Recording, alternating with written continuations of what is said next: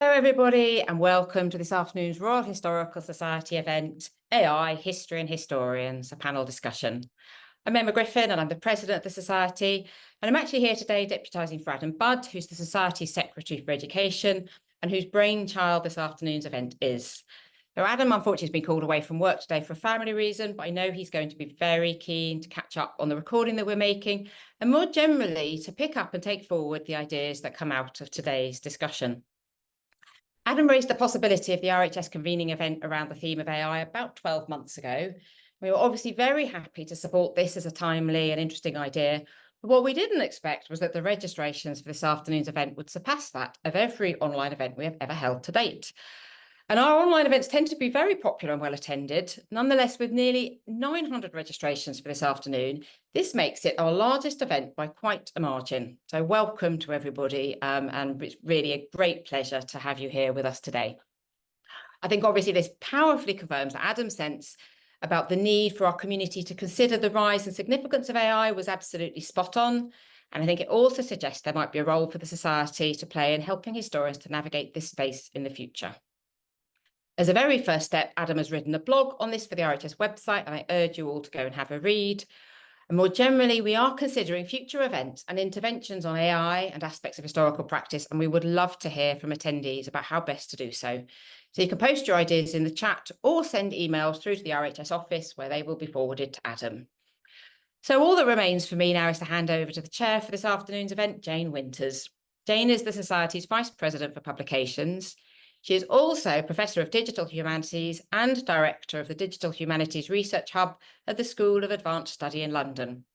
So it's hard to imagine somebody better qualified to chair today's discussion. Jane, over to you.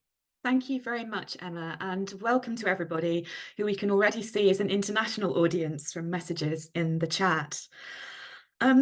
Artificial intelligence has a much longer history than this, but the first generative pre-trained transformer, or GPT, the kind of large language model that underpins generative AI, was released in 2018 by OpenAI. That was GPT-1. In 2019, my team at the School of Advanced Study used GPT-1 as part of a public engagement event designed to think through questions of creativity and authorship in relation to AI. Our mutual friend, the machine, as we called it, was held in a local bookshop, and members of the public were invited to experiment with prompts that would generate poetry. We ended the event with a poetry slam between the AI and a poet who had both been given the same first line prompt. GPT-1 turned out to be fairly good at generating poetic text. It didn't entirely have to make sense, but really quite poor at producing prose. It was a fun experiment, but not really suggestive of the kind of seismic change that we're seeing now. In March last year, GPT-4 was released. Easy-to-use interfaces began to be developed, and generative AI broke through into the public conversation. It's the first time people have ever been interested when I've told them I work in digital humanities, for example. This also started to pose serious questions for those of us in higher education who are engaged with teaching, assessing, and researching history. Our panelists are going to talk through some of those questions today. And we're hugely grateful to our three panelists for joining us. We couldn't think of better people to talk about these questions and challenges. Our first speaker is Helen Hastie, who's Professor of Human-Robot Interaction at the University of Edinburgh and Head of the School of Informatics there. Helen is an expert in robot-human interaction and also has a keen interest in trustworthy autonomous systems. Matthew Jones is Smith Family Professor of History at Princeton University. His research focuses on the history of recent information technologies and intelligence, as well as on the history of science and technology in early modern Europe. And we're particularly grateful to Matthew, who's joining us from the west coast of the US today, so it's a very early start. And finally, Anna Maria Thakani is currently a postdoctoral research fellow at the School of Advanced Study, University of London. And in the autumn, she will be taking up a prestigious fellowship as part of the UK's BRAID programme, which is concerned with bridging responsible AI divides.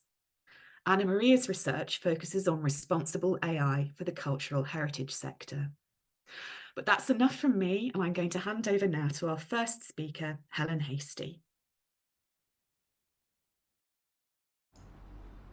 Good afternoon. Thank you for that kind introduction, Jane. So I'm a professor of human-robot interaction and head of school for informatics at the University of Edinburgh.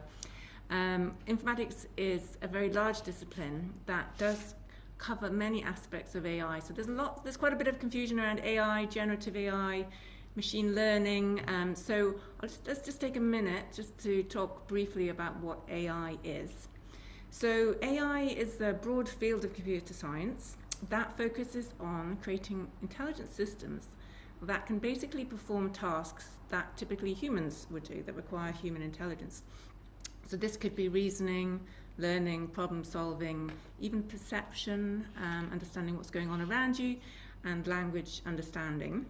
So that's kind of a broad definition of AI. And machine learning is one of the methodologies that AI encompasses. And then generative AI is a method of artificial intelligence. So what it does is it takes in data. So you have a machine learning algorithm that takes in data and then spits out stuff, generates content. So this could be text, such as ChatGPT, as Jane mentioned to start with. Could be text, could be poetry, could be images, could be a combination of both. Recently it's code or mathematical algorithms, and even in medicine it can be used for generating genome sequences for drug discovery. So it is very, very powerful, this new recent development in generative AI. And we have actually been doing language modeling for quite a while, but what has happened recently is that we now have massive amount of data. We have the ability to process all of this data with high performance computers. And that plus, the advances in expertise and how we do these algorithms, that really has resulted in an explosion of AI. Okay, so let's move on to why is it useful to the audience here. So I'm going to talk just about two aspects, AI for archives and sources, and then a bit about challenges and opportunities for generative AI in historical teaching and assessment. And some of the challenges around that are very broad and cover all disciplines. And then just touch on some ethical implications on these topics and also more broadly.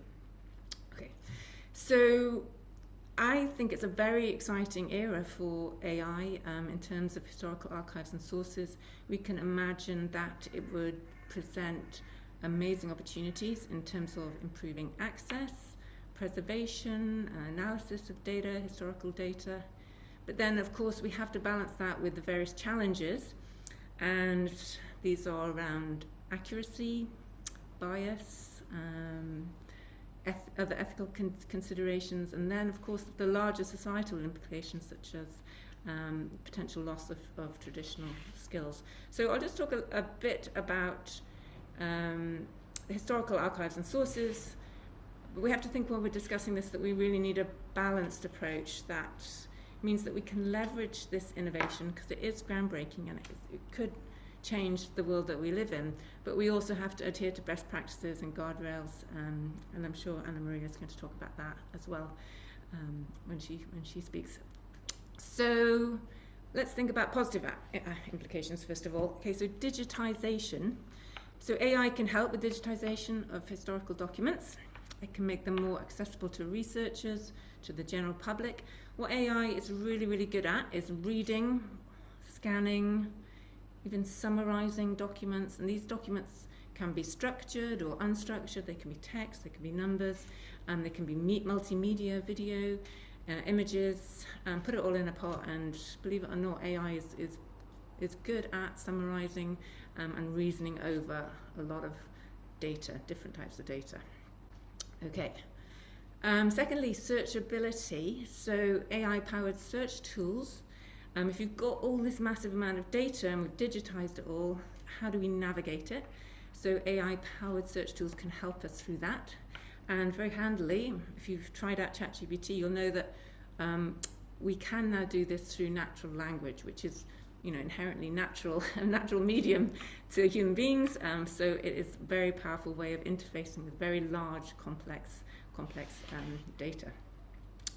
And then there's a preservation. So In terms of restoration, it can help with damaged historical documents. It can actually reconstruct missing parts, and even like faded text and images. It's actually really good at filling in the blanks. So if you have an image, you have part of an image, it can actually fill in the rest. And then even then it can make a 3D version of it, and even then it can animate it.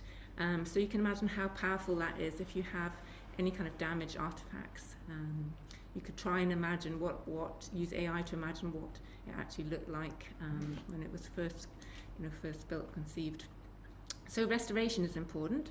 And then conservation. So these AI algorithms are predictive, and they can assess various aspects. So they can assess the condition of an artifact, for example, and even maybe suggest optimal preservation techniques. I'm not a historical expert, probably should say that from the start, but for example, work that we're doing at Edinburgh University is looking at lungs, scanning of lungs, and here the AI can detect defects that the human eye can't. So you can imagine that can be projected onto other disciplines. There's another interesting example where AI helped. You might have seen it in I sort of picked this up in the news about these scrolls from Mount Vesuvius, the Herculaneum scrolls, and they were basically charred. See a picture of them, they just look completely charred, nothing discernible to the human, similar to the lungs maybe. The defect isn't discernible to the humans. Here, none of the text, it was completely opaque, nobody could decode it, but AI was able to decode it, and that is a really, really powerful. You can imagine many, many uses of that going forward. Okay, how am I doing for time? Okay, briefly, other ways AI can help is through data analysis. Very good at picking up data, patterns and data over large data sets. It can actually provide insights because it can process so many data, so much data. It's very good at classifying things. So if you give it lots of data, you give it examples of things that are already tagged. So this could help with metadata generation. This is actually quite an old technology. AI has been quite good at classifying things if you give it. It doesn't even need a huge amount of data to do that. So that's a useful application. And then more broadly, it's really interesting to see the landscape change at the moment around interdisciplinarity with AI. So if you can imagine AI, machine learning plus another discipline.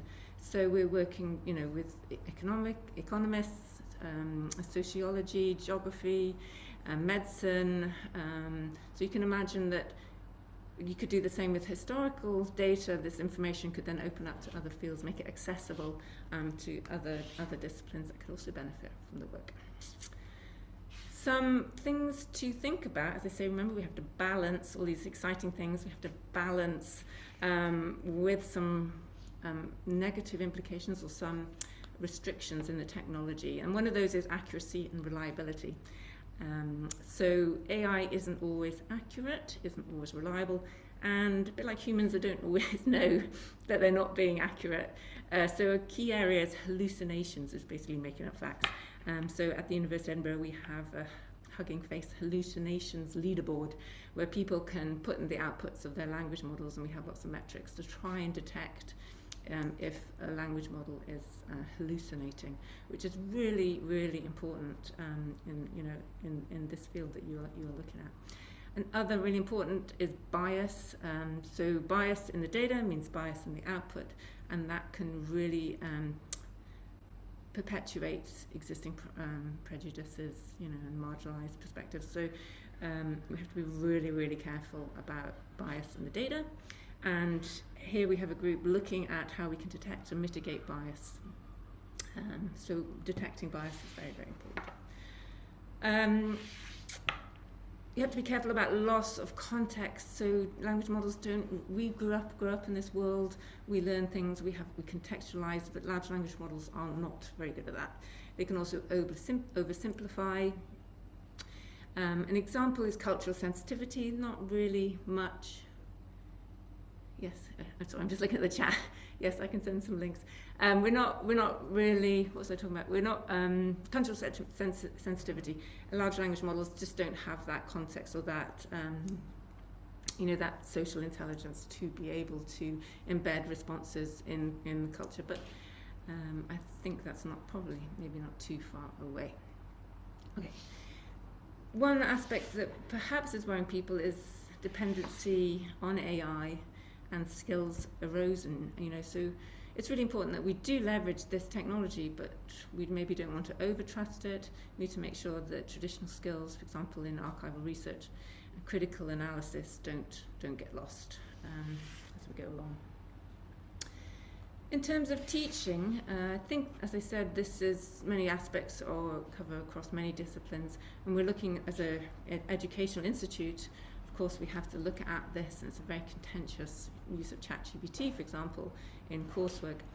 But on the positive side, you can create experiences for students, learning experiences that can enhance engagement, so immersive, personalised learning experiences, interactive simulations. You can imagine virtual augmented reality, reconstructing of historical events, some really exciting areas there. Okay, we need to think about assessments being innovative, and as I mentioned before, accessibility of data. It's much easier for students and educators to access large resources if they have this interface that they can access and reason and analyse the data. Again, accuracy and bias. You're generating content, you need to make sure it's accurate, especially if you're in education. Also, you need to think about the skills students are learning. You really need to make sure that they do carry on to engage deeply in things like critical analysis and engaging with primary sources. So, ethical concerns more broadly. We have a Centre of Techno-Moral Futures, which is run by Shannon Valler. And we're also a BRAID, part of the BRAID, run by Ava Luger as well as Shannon. I don't know, Anna-Marie is a BRAID fellow.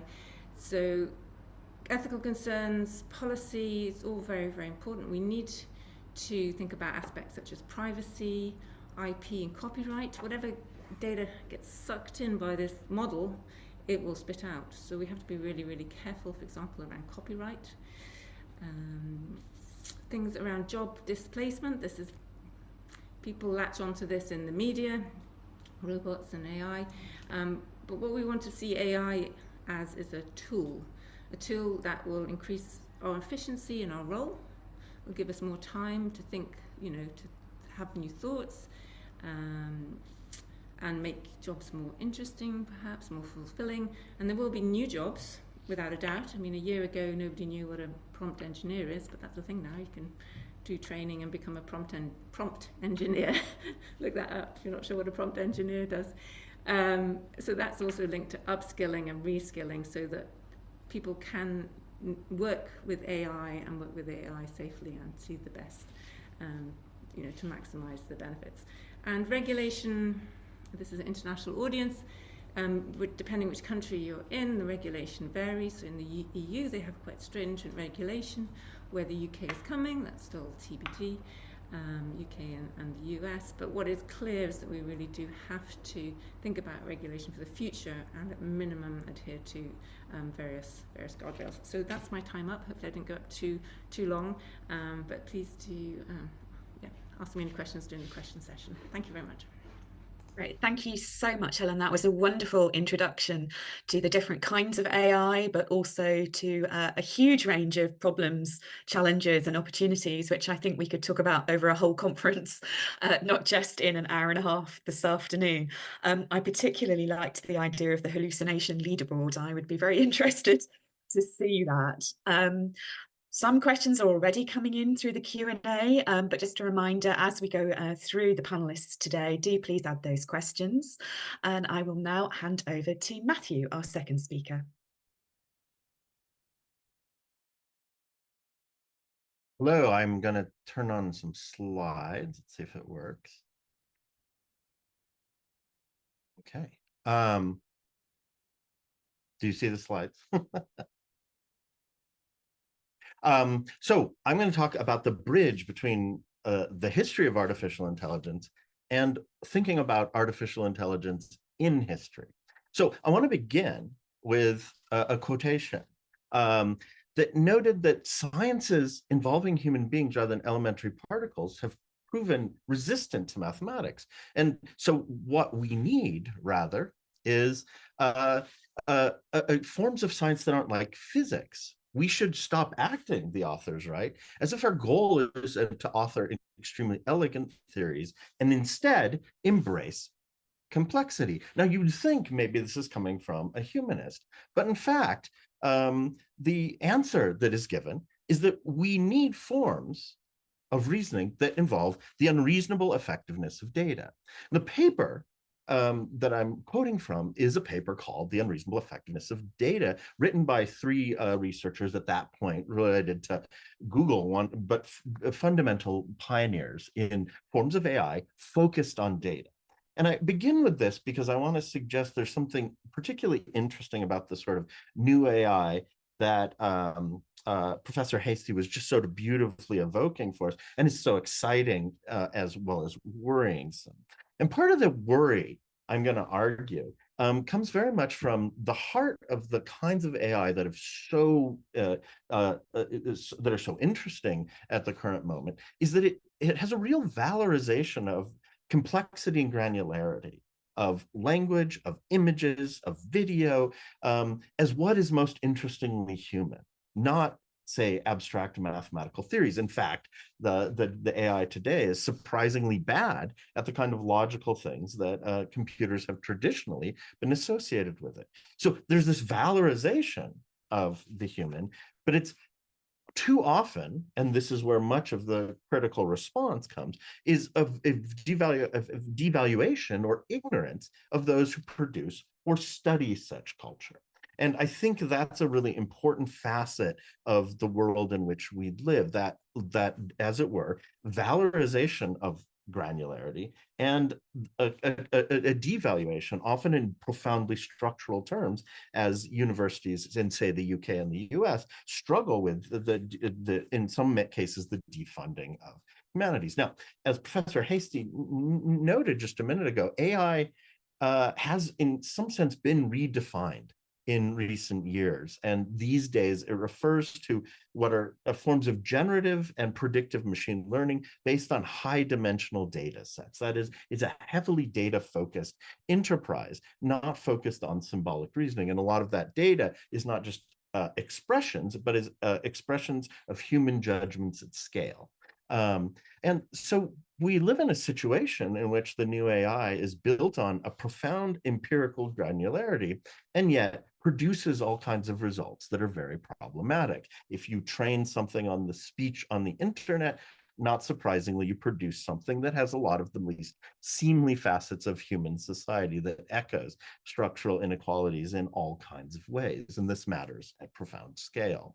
So much of the conversation, of course, is about what say business types might say a disruption of forms of expertise. And one of the interesting facets of this is that the threats are often as much to people in what we would think of as scientific and technical realms, whether it's in biology or coding, as well as our own enterprise, that of historians. And in thinking through this, I think it's important not to think of it as science versus the humanities or the real world versus academic research or something like that, but a challenge that is facing many different disciplines, in which things that could be potential tools could metastasize into something that claim, usually falsely, to eliminate traditional modes of operation. So what kind of histories do we need in doing this? And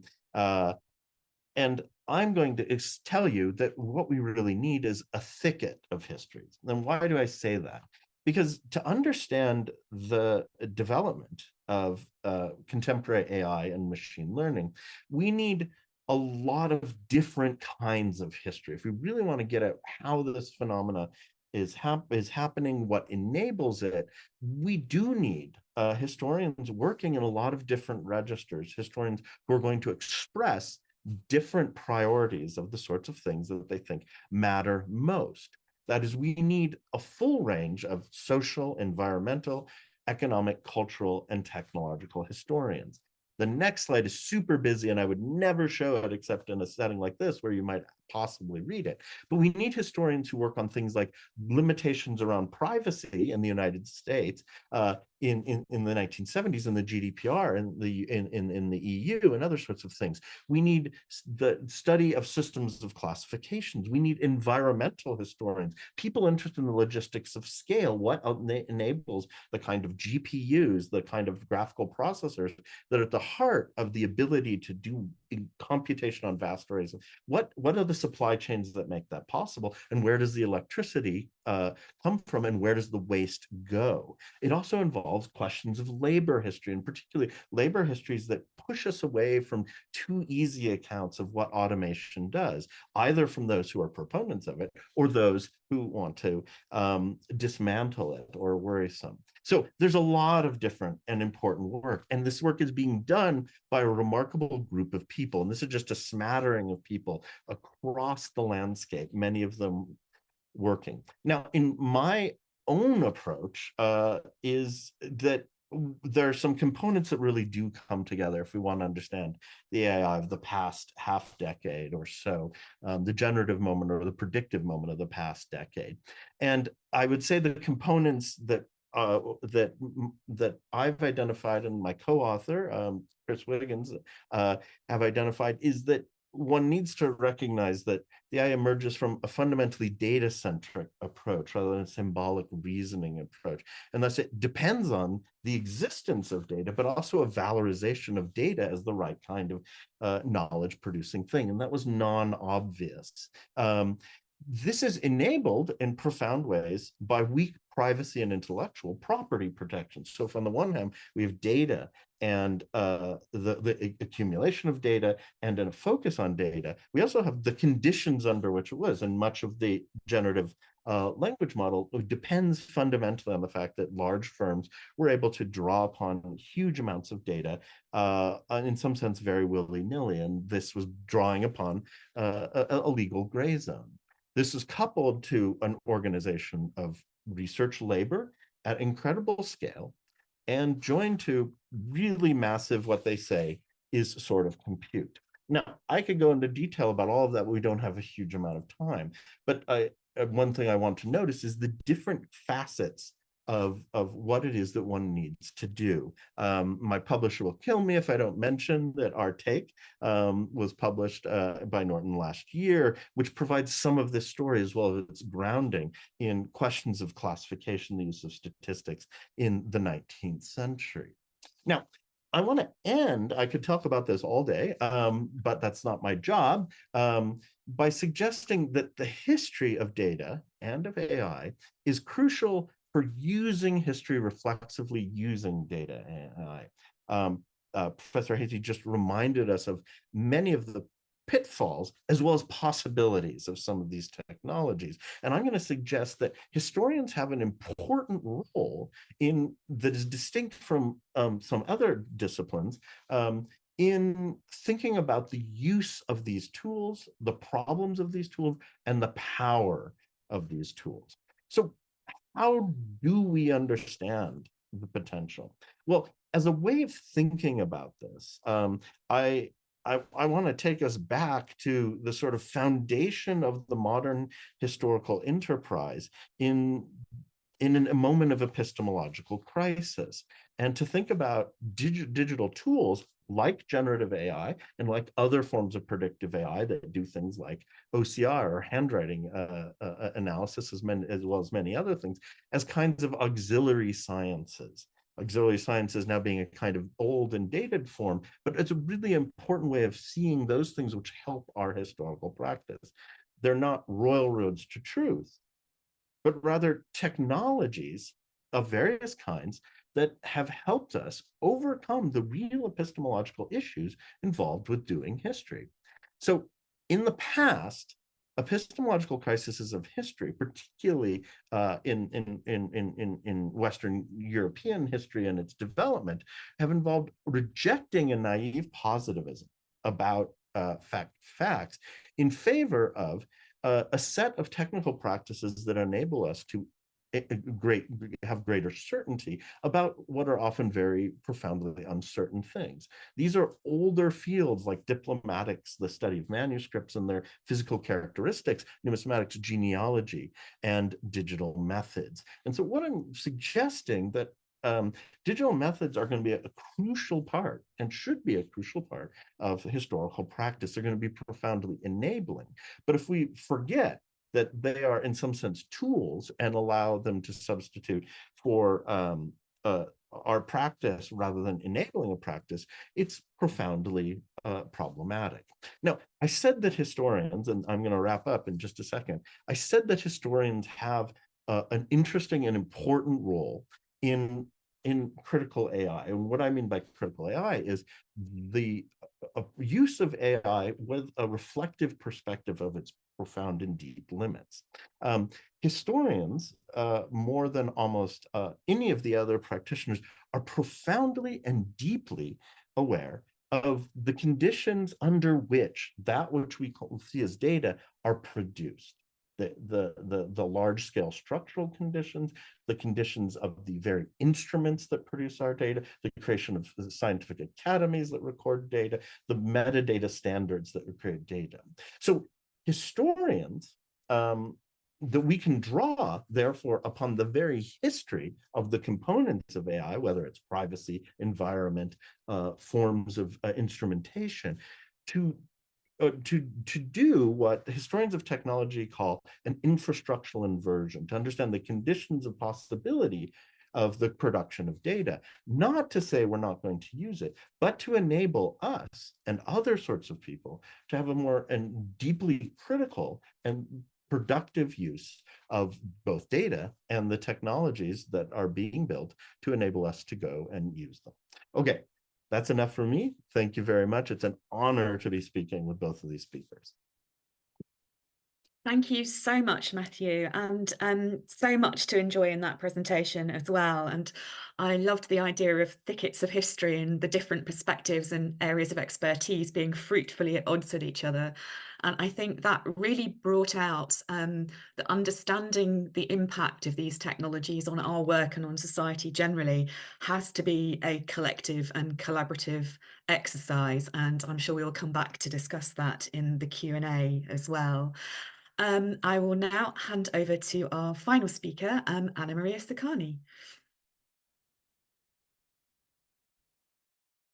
Hello, many thanks for inviting me to participate in today's panel discussion, and thanks to all for joining this event.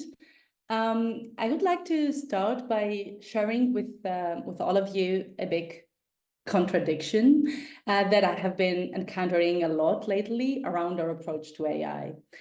So on the one hand, with the popularization of generative AI since November 2022, all higher education institutions around the globe, professional bodies, societies, cultural heritage institutions, private companies are developing and publishing their AI strategies. So AI has become commonplace in our lives and academic and educational practice. And if your organization doesn't have an AI strategy, it needs to have one in place fairly soon. However, all discussions and articles, all groundbreaking projects that are using AI share a common coda or concluding point, which is the ethical implications of AI. So this practice of placing the ethical consideration at the very end, somewhat as an addendum that is needed for the argument and the proposal to be complete and hopefully successful, suggests, among other things, that ethical implications come as an afterthought, after the innovation discourse around AI, or after the AI tool or system has been developed and used. Of course, this tension between the need to regulate the new technology and this puzzlement or even aporia on how to actually react to it, it's not something new in the history of technology and media. This has historically been a typical behavior towards new technologies, at the beginning of new technological eras. And the easiest way to mismanage a technology is to misunderstand it. So why is it too challenging, but at the same time extremely important to embed AI ethics in our educational and research endeavors? So in my presentation today, I will try to highlight a few general areas of ethical consideration to keep in mind when dealing with the generative AI, mainly in educational and research settings. I tend to see these areas as spaces for us to pose questions and to scrutinize the technology that underpins AI systems, rather than to provide, let's say, definite answers and clear guidance around them. So let me start. The first area has to do with what we call black box AI, black box artificial intelligence.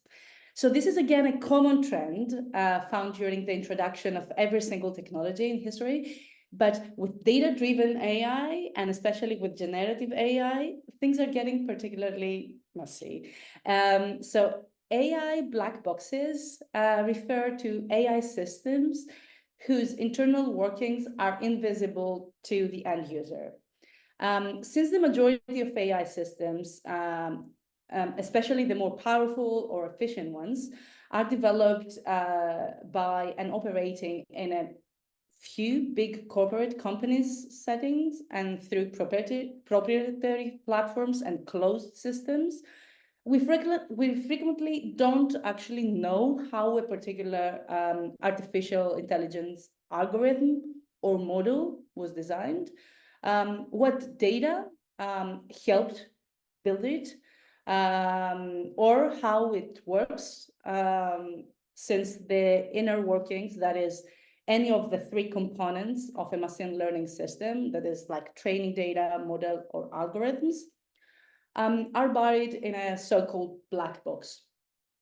So in terms of dataset construction, generative AI algorithms depend on the quality of data used to train the AI model and are heavily reliant on the inputs from the users, as Helen described.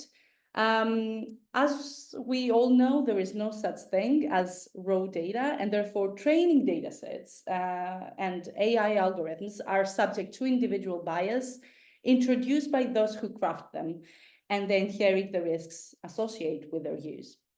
Given that the data sets used to train large language models are often obscured, therefore surfacing the biases becomes even more difficult. On the other hand, since the quality of the models depend on the quality of the training data, the interest in access to accurate data and also reliable metadata for the training of generative AI models is really high.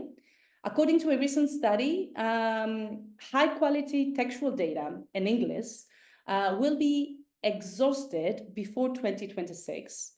And the time horizon for other world languages is unlikely to be much longer. Now, when it comes to AI model construction, an interesting case is that of the foundation models, which are general purpose AI systems trained on raw data and designed actually to produce a wide variety of outputs. So foundation model can be accessed by other companies that can build AI applications for various purposes on top of them. And this makes them very difficult to regulate. So when a foundational model acts as a base for a range of applications, any error or biases at the foundational model level may impact any application built on top of from that foundation model. Even when the algorithm or models are publicly known, which is often the case, AI systems are still sometimes characterized as black boxes because users don't fully understand how machine learning and particularly deep learning algorithms operate. On the contrary, principles of AI transparency and trust, what we call as glass box AI, are about being open about data, dataset creation, data handling, the model construction and limitation, potential biases, and context of its usage. So given the current lack of standardized methods and legal frameworks to assess or ask for transparency and trust of AI tools, one should highlight here the emerging field of explainable AI, which is trying to develop algorithms that can better understood by humans. And also open source machine learning and AI, where AI algorithms, pre-trained models, and datasets are openly available for public use and experimentation, are now emerging as community-based approaches towards more ethical and transparent AI. And I think this does resonate better with the values that our research and educational commitment have towards our work.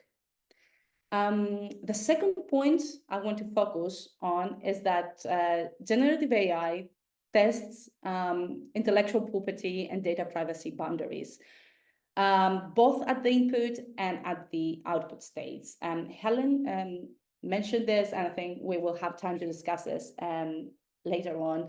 So the models underlying popular generative AI models are being trained on vast amounts of data sourced from scrapping publicly accessible materials on the internet. Some such data may be subject to copyright protections, and to the extent that it relates to identified individuals may be also subject to restrictions on processing under intellectual property and data protection laws.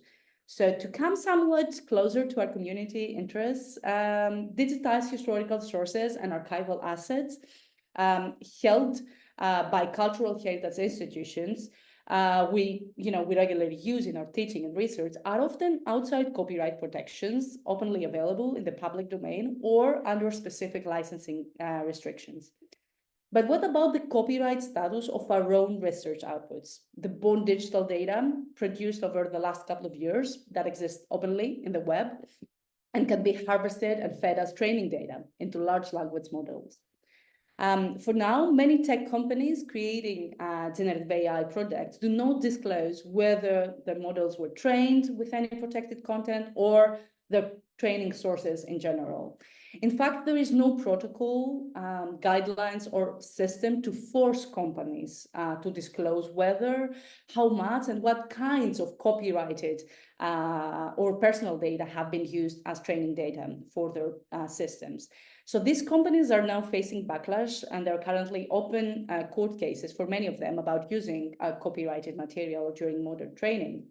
And it is currently unclear whether existing exceptions such as fair use or opt-out mechanisms will cover these cases. So different countries and international bodies are actively working on this, relevant guidelines and legislation. And there is currently a spectrum of approaches from tight restrictions and fully transparent disclosure of training material to almost completely unrestricted use of copyrighted works or even the introduction of new licenses. And even there was a way, however, it's technically impossible to fully remove from training datasets, to remove data from training datasets without influencing deep learning models in unpredictable ways and perhaps introducing more bias in the systems. So this issue of regulatory concern for big players, especially like Google, who announced last year a machine unlearning challenge in order to make a machine learning model unlearn or forget its training data. All the above points show that the current regulatory framework for AI is and will be in flux, and that uncertainty actually about AI can raise additional barriers to the practices of data and knowledge sharing for stakeholders, including educational and cultural heritage institutions. There are now additional ethical issues outside scholarship to consider, and that is the third and final point I want to make towards a more responsible AI practice. This means taking a safe, secure, humane, and environmentally friendly approach to AI. So behind the scenes of AI's brilliance lies an energy-intensive process with a staggering carbon footprint, including the increasing environmental impact of data centers, the power-hungry, as we name them, training of large language models, and e-waste. Recently, a study, that was a really interesting study that was produced and conducted actually to determine how much energy is used to train, certain popular large AI models. So according to the results, training can produce about 620,000 pounds of carbon dioxide, or the equivalent of around 300 round trips flights between New York and San Francisco, nearly 5 times the lifetime emissions of the average car. I was really impressed with these numbers. Considering this dimension of environmental impact, how conscious and informed is our everyday use of AI when we need actually urgently to reduce carbon emissions to limit the effects of the climate crisis our planet is facing? So to conclude, navigating ethics in the age of AI innovation is an evolving but very slippery exercise. So who is actually responsible for responsible and ethical AI? I think the short answer is all of us. Developers of models and algorithms, datasets creators and curators and users. An answer which somehow highlights, I think, the need for closer collaboration between university students, sector, professional bodies, GLAM professional, commercial tech companies, and open source communities of practice, with the ongoing review and evaluation of policies, regulations, principles, and their practical implementation. AI and generative AI are fast evolving technologies, and it's very, very difficult to assess, capture, let alone to regulate. So if there are so many challenges and pitfalls in developing ethical AI or considering the ethics of AI, why try to do it at all? I think instead of rushing to put together an AI strategy for our institutions and for our research practice, generative AI is kind of offering us an excellent opportunity to imagine and develop an AI literacy as part of future humanities education and research. So having responsible AI literacy skills embedded in our teaching and training provision with a deep and evolving understanding of the technology and its use, as well as of the issues around trust, transparency, intellectual property, data privacy, and environmental impact, can foster and inform adoption of responsible and ethical AI practice in our communities and beyond. Thank you very much. Wonderful. Thank you very much, Anna Maria. And I think it's so important that you introduce then not just ethical approaches, but regulatory and legal frameworks as well, that we can't entirely rely on self-regulation for this kind of thing, as history has shown us. If I could now ask all of our panelists to turn on their cameras, we can move on to the Q&A. We have a huge number of questions coming through in the chat, so I will bypass our planned discussion between ourselves for 10 minutes or so, but just ask one question before I move across.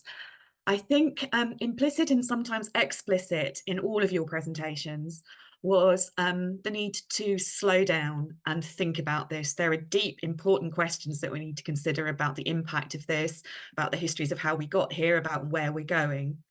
And that is running in parallel with this huge pace of change and new releases and updated tools and new technology, new approaches that is happening in the commercial sector, particularly constantly. How can we bridge that call to slow down, think it through, be careful with that huge increase in the speed of development in the field? I know that's quite a big question to start off with, but I'd love, or at least to start having those conversations about why it's important to just take a pause sometimes.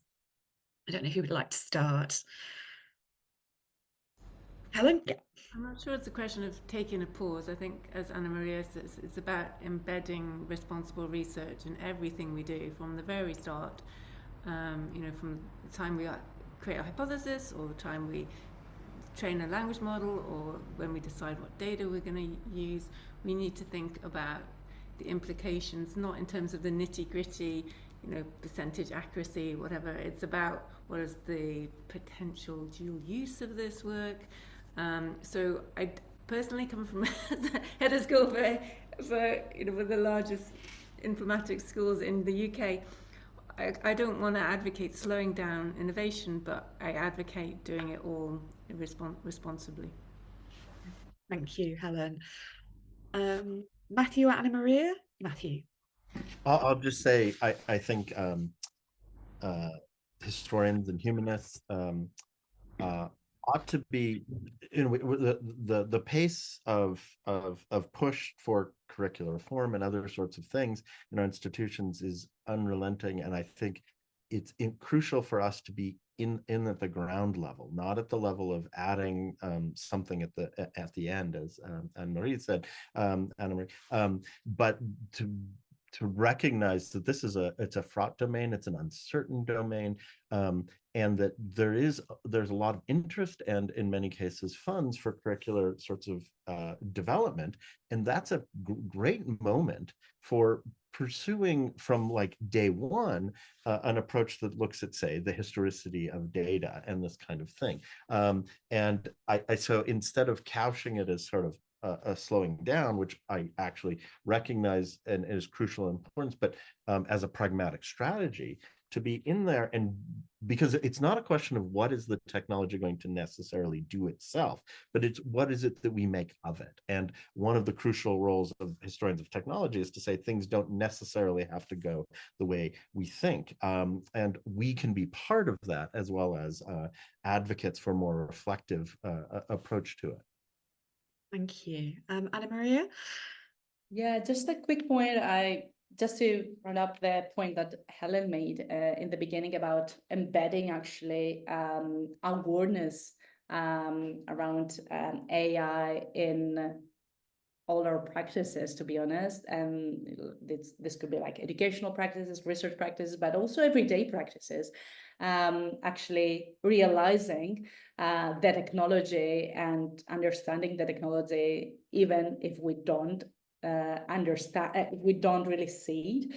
I think that's also really, it's really, really important. The point that I made at the very end, I just want to re-emphasize that it's, as educators, as researchers, it's really important to highlight that AI literacy should not be seen as an add-on, but I think it should be seen as an integral part of our, let's say, educational strategy for the next years. So I think this is a position that we should start thinking on and working on. Great, thank you. I'm going to move on to our audience questions now, and I will apologise to everybody in advance that we will absolutely not be able to get through all of the questions that have come through. There are so many interesting issues being raised, some of them grouped together, however, so I hope even if I don't read out your question, you might recognise some of the points that you've been making. There are several questions which are around perpetuating or increasing divisions between institutions, universities in this case, in terms of the money that's available to them to access high performance computing, to introduce new tools, to redesign curriculums if necessary in order to take account of new forms of assessment, and what kind of challenge that might bring in terms of increasing inequality in higher education, but I'm sure the same is true for other sectors as well. That's obviously a kind of societal political problem that we can't solve individually, but what do you think? Are there strategies there that could help to minimise or at least mitigate some of those divides between institutions in this area? I can talk briefly about the UK landscape. So the UK government, the last UK government identified this in terms of investments. So we've got the exascale coming, which is £900 million of government funding for high performance computing, building on our already quite well established facilities for that. And the idea is that that would be UK-wide facility that we would host, but other universities could tap into that. There is a cost associated with that. You wouldn't believe our electricity bill. We can talk about environment around that, but in terms of ease of access for compute, I think there are steps towards that. In terms of access to the technology, I mean, ChatGPT 3 is free. It's pretty good. We have a platform inside the university where all students have access to 4, 5, and other. There's more than one generative AI chatbot. And so that, at least within the university, that evens out the playing fields across, making sure that's the same across all universities. I think that would involve collaboration above my pay grade. Like that. Matthew or Anna Maria, have you got any thoughts on that question? You don't have to. I'll just say, I'm sure Anna Maria has a lot of things that it's. I think it's on an there's at once a strategic vision of what is the funding landscape going to look like in a lot of different politics around this, and that's going to look really radically different across nation states. At a sort of more tactical level within institutions, I think there is a lot. At different institutions, there's large amounts of funds that need direction. And I think historians and others should not cede the setting of that direction to people who are already, say, technically minded. And in fact, in my experience, there's enormous room for collaboration and desire for input, given, as what I said, there's this sort of weird coming together of a valorization of empirical granularity, with, in some sense, a pushing away of those of us who are most expert in that sort of thing. At the student level, I think it does end up meaning that there are lots of good large corporations that give us goods for free. We need at once to use those things, and to remind our students that, say, Google is not offering you this compute out of the goodness of its googly heart. That there's reasons they want you to become addicted, just as it was with Gmail. But that doesn't mean we can't use it. But we better be really aware that there's an effort to lock us in. Great. I will be quoting the goodness of its googly heart on many occasions from now on. Anna Maria, did you want to come in on this? No. Okay. We have a whole set of questions, not unexpectedly, around assessment, both from the side of the assessors and from the side of the students. And on the side of the assessors, there is a concern that some forms of assessment in history are, I think one question said essentially something like asking students to do a book review is now essentially pointless, because that is something that ChatGPT can do very handily for you. How do we see this as a threat, or is it an opportunity to imaginatively reinvent forms of assessment? I would love to hear your thoughts on what assessment of historical research and learning looks like in this environment. Matthew, perhaps if we could come to you first on that one.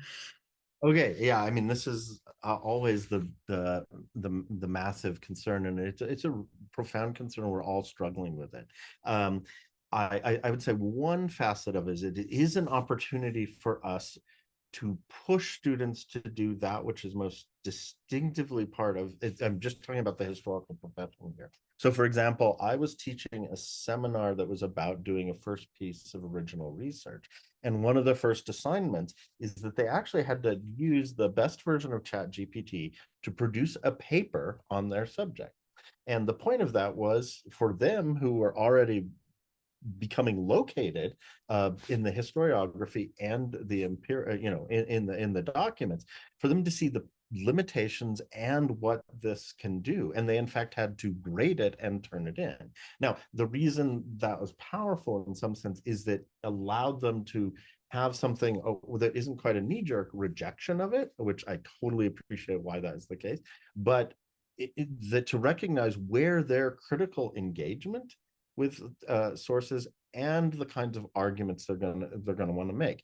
And if it's true that certain sorts of summary are becoming increasingly powerful on these sorts of technologies, that calls out for like your book review to therefore need to be actually a harder assignment. That is that which we really want of reflective engagement with arguments that in fact the kind of bland both sides ism that is almost built into most of the generative text models. So it is an opportunity, but at scale there are of course huge sorts of very concrete questions that many of us are facing. So I think it's both an opportunity for amplifying that which is most distinctive about, say, what historians do, without recognizing that greater assessors at scale, our job has even gotten harder.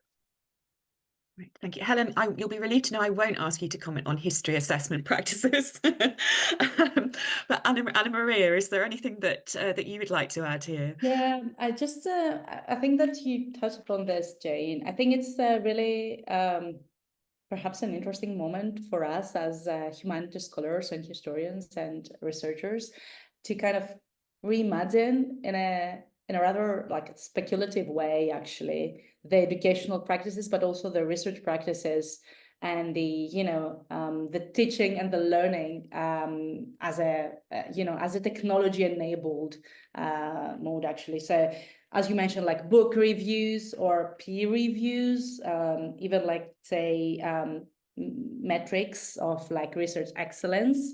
I think that they're perhaps in a with a good reason about to be reassessed and reevaluated with the generative AI around the corner. So I think that let's take the challenge and think creative here and take the moment as a creative moment for our disciplines and for humanities at large. Thank you. And the Royal Historical Society recently held a similar panel to this about writing and publishing books.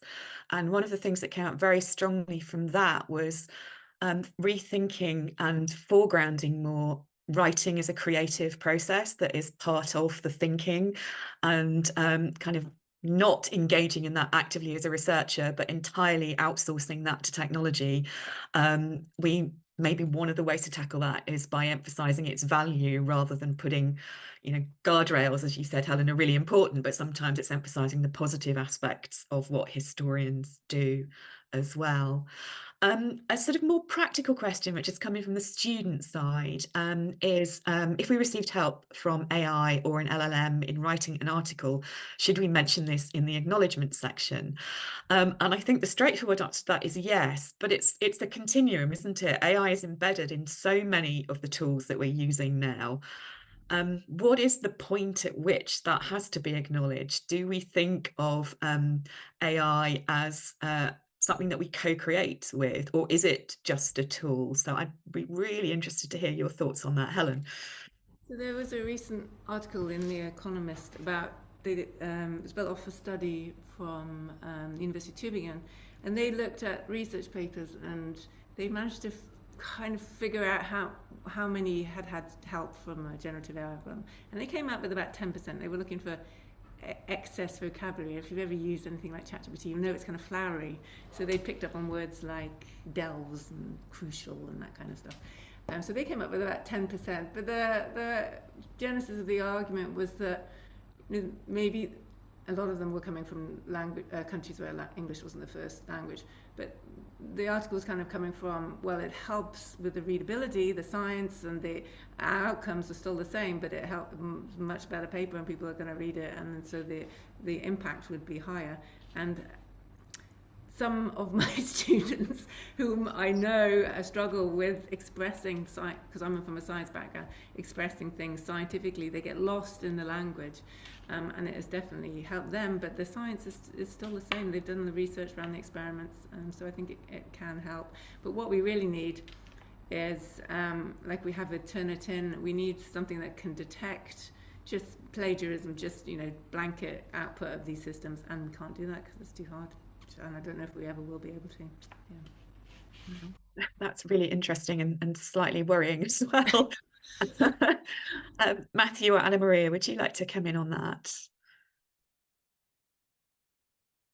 Yeah, just a quick comment from me. I think that it's also really interesting. I mean, I remember when I was a student, we had a similar discussion about citing Wikipedia articles, for example. And everyone will say, you know, now Wikipedia is not like scholarly enough, so you can't really use them for your thesis or your dissertation. I think like we are in a kind of similar situation right now, but also slight different, because as Helen mentioned, like you can't really you can't really cite something that it doesn't really, I mean, it doesn't have like there is no citation for citing, let's say, a prompt or something like this, or we need to invent this. And also I think that we are also in a moment where like many generative AI tools used within universities, or even, you know, from everyone, like will and are be behind paywalls or be restricted to paying subscribers. So I think there's also questions about, you know, how we're gonna deal with this, like as you know, as a, you know, as community, you know, to ensure fairness of access to that technology and to these tools, and so that students and staff, you know, can have the same access and the same knowledge, let's say. So I think, yeah, we are in a moment where we kind of assessing assessing the you know, the possibilities. But as Helen said, I think that, you know, as more generative AI tools are incorporating within university settings and higher education, I think we were also going to refine the needs, the gaps. So, for example, something similar to Turnitin to try to, you know, find plagiarism from generative AI tools might be an interesting gap to address, or similar gaps, I think. Thank you. I think that raises the interesting question of what plagiarism looks like in this new context as well. But Matthew. Oh, just very briefly, I think this is a real opportunity to recognize there's important water between people who would identify themselves as humanists and technologists, say, in university or other sorts of spaces. But if humanists are worried about plagiarism and the production, think about what it's like for teaching programming now, where there's no question these things can do all of the basic assignments. And so the pedagogical conversation ought not to be structured around a kind of technical, non-technical divide. We're all facing ways of thinking about technology, and it's like, imagine rejecting the use of a calculator. One might say, well, that is an opportunity for us to think more about what it is that we want students to do that's critically, and that's not to dismiss in any way the challenges of doing this, but we are collectively going to be facing real challenges to some of our pedagogical practices, and we can steer that in large sort of structural ways while dealing at an everyday level with how challenging this is making an assessment. Great, thank you. We have the next question. Is a fascinating one, which I think will be right up Matthew's street.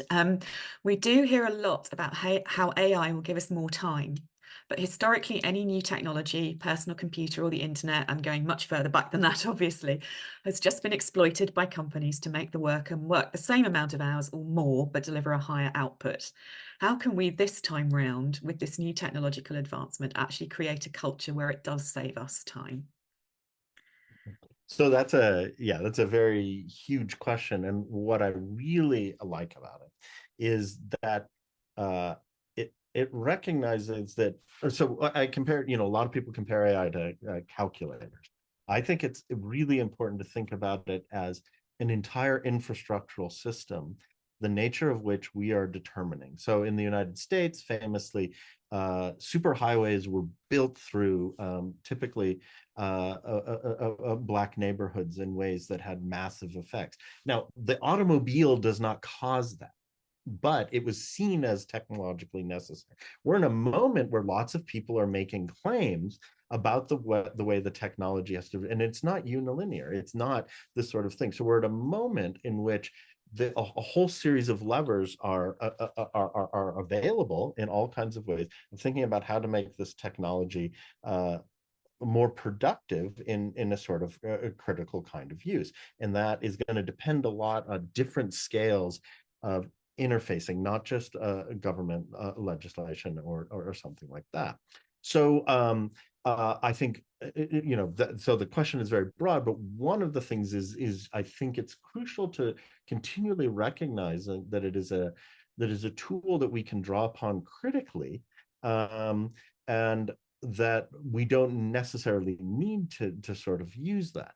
That said, it's also very important that, and this is where historians have a crucial role, to recognize the extent to which claims about the elimination of work, generally in the history of automation, have meant a redistribution of who is doing work, and a reevaluation of the way that those people are paid for. And I noted in the chat, people were giving some cases of the labor histories of AI, and that's a crucial facet that historians have in the conversation broadly about automation, in conjunction with other, say, social scientists. Helen or Anna Maria, have you got any thoughts about that? Not necessarily for historians, but in general.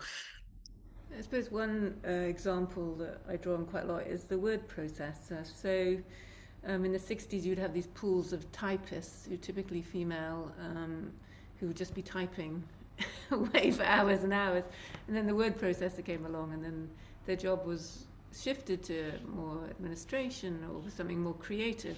So rather than just doing the mind-numbing work, that the quality of the job, the hours might have been the same, but the quality of the job might have been a bit more fulfilling. And I guess the hope is that AI and robotics will help with the mundane, so that we can be more human and leverage our strengths. Yeah. Thank you, Anna Maria. Okay. But I really like that last point, and we talk about the human in the loop a lot, but it's making sure the human is in the loop in a way that is drawing on their expertise, but is also hopefully, as you said, Helen, making their work and life better in some way. There are a couple of questions, which I think this is probably one for you to start off with, Anna Maria, which is around policies and guidance. When it comes to universities creating AI policies, what role does discipline-specific guidance have to play? For example, are some uses of AI more acceptable in different kinds of subjects and different kinds of assessment? And there was also a related question about whether every history department, but I guess this is true for all kinds of departments, should have one person who is responsible for looking out for these kinds of issues and liaising around guidance. So Anna Maria. Yes, just going to start touching upon these various issues, and yeah, I'm more than happy to hear also others' views. So I think that the idea of having, let's say, institutional policy around the use of generative AI is something that is like the new trend now. Every institution, I mean, it's not trend, it's actually a necessity, to be honest. So every higher education institutions are actually having already in place guidelines around the use of AI in the teaching, learning, assessment as well. What I would like to mention is that these guidelines are somehow kind of, they need to exist in parallel with regulation, like wider regulation around generative AI. That is a very evolving field. So for example, like I remember like last week, actually, or the week before, the EU AI Act was published. So like, if you're about to write your institutional AI strategy, it's best to have a look at this.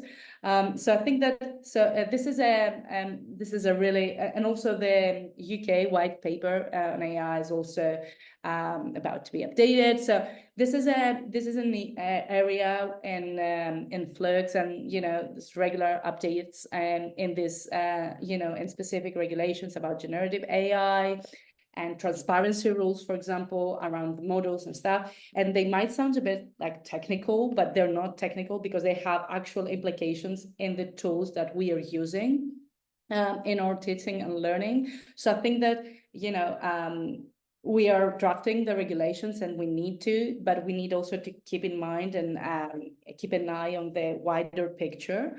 And now regarding to the kind of discipline-specific guidelines, I think that yes, this is something that we should think and perhaps act, because, for example, I'm thinking that disciplines that there are more, let's say, textual-based, like history, literature, this kind of disciplines, comparing to disciplines that there are more like practice-based or creative arts or that sort of things, they might need a different set of regulations in terms of the use of or creative use of generative AI, also as let's say outputs, not only like the inputs, but also the outputs as actually original pieces of art, for example, for creative art. So I think this is something that we should welcome and we should work on. Yeah, I think that's kind of covered the topics. Great, thank you. Helen or Matthew, would you like to come in on that kind of institutional context around guidelines here?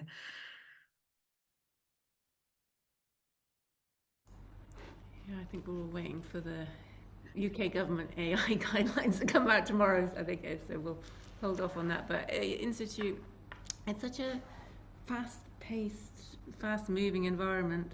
I was just looking up what we have on the web, and already it's a little bit, out of date in terms of what the tools are.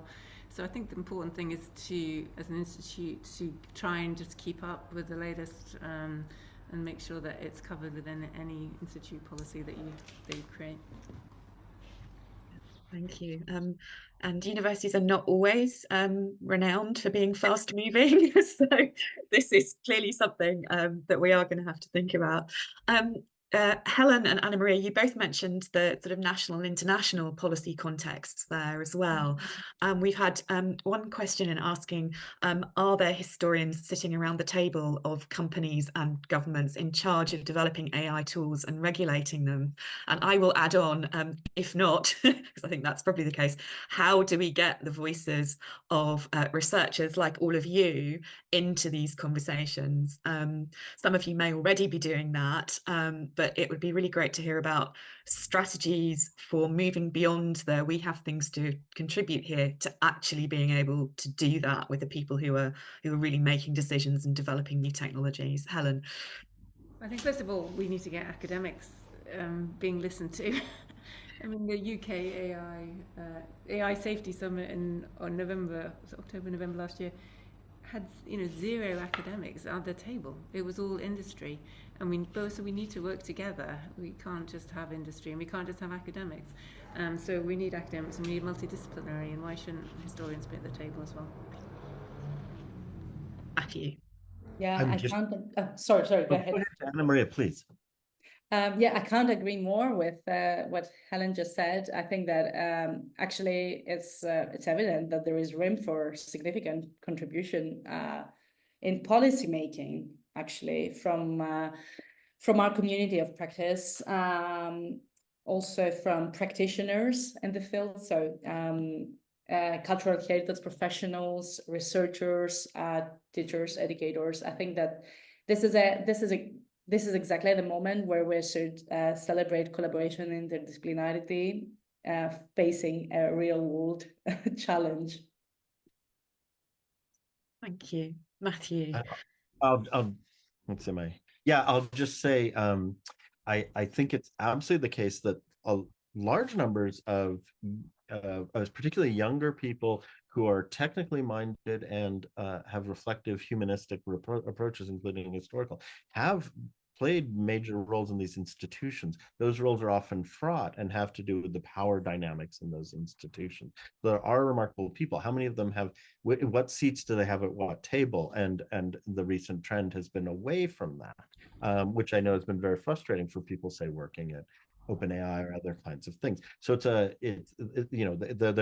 an important contribution, actually, that people who undertake this sorts of study have major roles to play. Then how they get evaluated in those sorts of things at the sort of level of government. There's no question that in the United States there was one example of thinking about AI policy in which, as Helen was saying, there were only technologists, almost no one from civil society or academics. And the other side, the Office of Science, Technology, and Policy in the Biden administration was run by Alondra Nelson, a great historian and sociologist. And it shows the AI sort of roadmap, which is, being very actively mitigated against by many parts of the technological community. So it can and does matter, but it really involves not just sort of a listing of sort of ethical principles or engagement with students, but also recognition that how it is that you alter who it is that has different kinds of being empowered to matter is got to be part of both our analysis of what's happening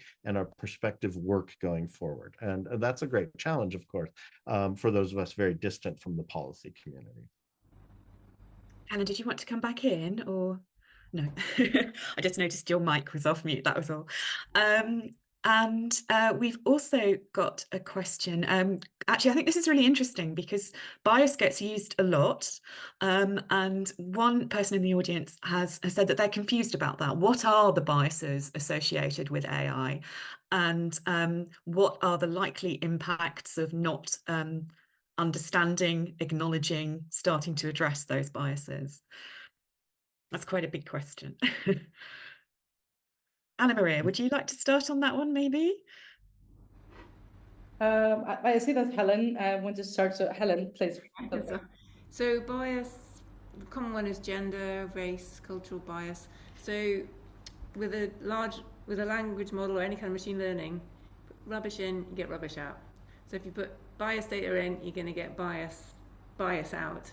That could be in terms of text or images or decisions. So a very easy one is you ask DALL-E, which is a generator for images, generate an image of a doctor and a patient. The doctor will be a white male. It's a simple example of that. So it's really important. That's quite an obvious one where there's perhaps bias, but there's maybe less obvious ones. So important is to detect bias and then mitigate against it. Some of the really scary ones are around, for example, insurance, but the really scary ones are in the area of law, where decisions are being made in court based on an AI algorithm that takes cultural and race bias into fact. So we need to be really careful about it because it can have serious consequences for people in the real world here. Thank you.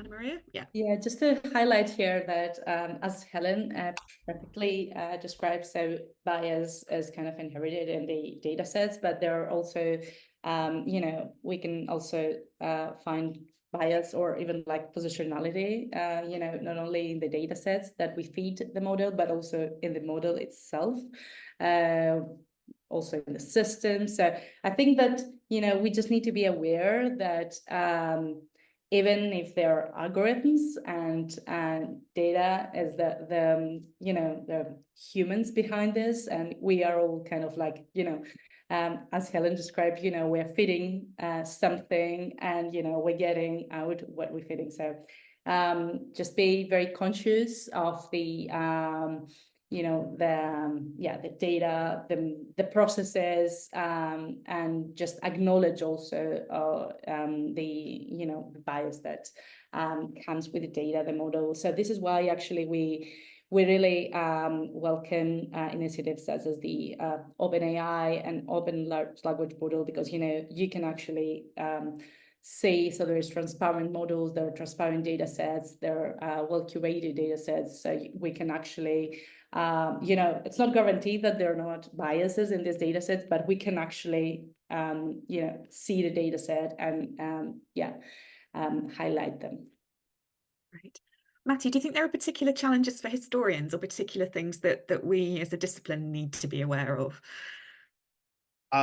Well, I think it's one of the things that historians have, of course, a key role in reminding us, because if we think about the historicity of a data set or the analyses of it is to think about the conditions of production.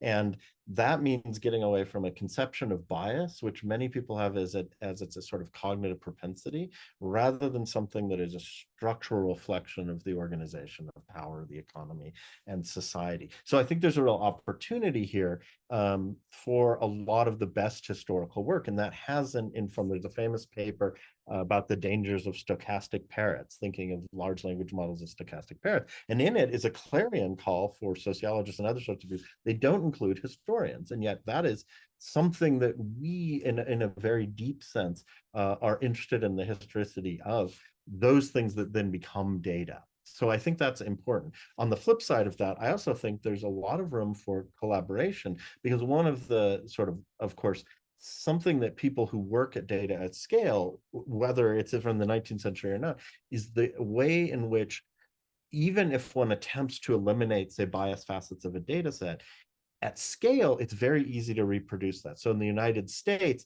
you can remove race entirely from your data set and reproduce it instantly using our zip codes. So that's a key technical kind of reminder. And there's the way historians think and the way people who are more accustomed to think at scale are complementary if we work together in such a way. And to recognize, again, that bias is not, it is, of course, a cognitive thing. But when we're talking about these things, it is what that looks like at a structural level that we need to be confronting, whether it's building any systems or reflecting upon their sort of significance.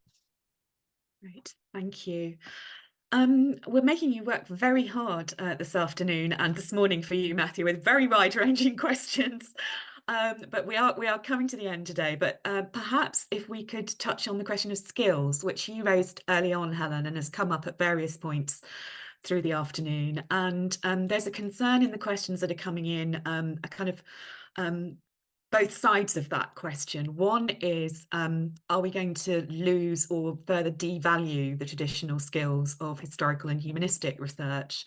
One of the examples given is the idea of reading around your subject, that's how you really get to understand it and get that deep insight before you move on to develop your own research ideas. But the flip side of that is, what should we now be teaching students? What digital skills do they need? The prompt engineer that you talked about, Helen, we can't all be prompt engineers, but we might learn how to construct prompts that are more likely to give us back what's useful. So perhaps as a kind of last reflection, I could ask you all to think about that question of, how do we ensure that the traditional skills, if we want to call them traditional, aren't devalued?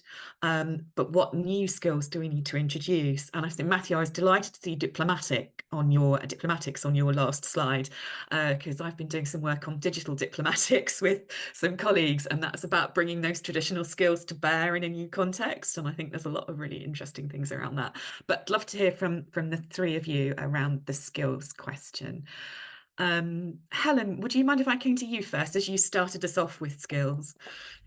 So I think it's very important that we pitch this reskilling right, so that we provide people with useful skills. So what we've got, where in my school we have people doing the latest cutting edge, the really hard math stuff, but that's not going to be useful for a historian or poli-sci person. So it's really important that we develop short courses that people can easily pick up, so they can learn the nuts and bolts of using the commercial ones, but also how you can quite easily take a large language model that's open source like Llama and retrain it or do some transfer learning for your application. So that's another kind of level of complexity that could be open to people with very, very limited programming skills. And then we need to educate people, because there's known unknowns. So if you have a business or a project, you hear about AI, but you don't know if it's really going to help you. So we need to help consult people on their AI requirements and what they need to get their workforce upskilled. So I think it's a work in project, a work in process, but it's definitely an area that we need to keep bashing away at. Thank you. And I love that advice around when is it appropriate to use AI and what kind of AI is it appropriate to use is really not something that people necessarily know. Perhaps Matthew next, and we'll finish with Anna Maria. Matthew. Yeah, I think this is a crucial question. It's a great opportunity for curricular thinking. With my now co-author, I taught for about 6 years a class at Columbia, where the idea was precisely to bring a certain set of skills that would have been less common among sort of the technically minded students, and a certain set of skills that were less likely to have been countered by the humanists. And one of the ideas there was to give people sort of critical approaches to thinking about the constitution of data and algorithms on the one hand, and the other, experience in using them in a sort of critical way. If we want, something I think it's important to learn from, say, computer science and the way that it tends to be taught is it's a losing battle to teach the latest and greatest technology, because that's going to be, we do want to do a certain amount of that. But what we want is people to walk away with the ability to say, whatever the new horizon is going to be, what are the sort of critical approaches? Like, I'm going to be able to use it, but I'm also going to be reflective about that. So when we introduce these kinds of tools, yeah, they're going to learn to do a certain kind of, say, data visualization or use a large language model. But what kind of critical perspective do they need to have anytime they're doing it? Because they're going to be continuing to learn these kinds of things going ahead. So I think we do need to have a sort of approach that is very much oriented that way. And that means that therefore, all of us have, like, historians have thousands of pictures of documents we haven't processed yet, and behind the scenes now they have all had optical character recognition, which is a form of AI. We're very happy about that. There's a lot of other things that I think what we want to do is engage with the diverse kinds of students that we will have to develop a sort of critical approaches to sorts of things, as well as a kind of technical competency that's going to be enabling going ahead as technologies develop, and could even steer them.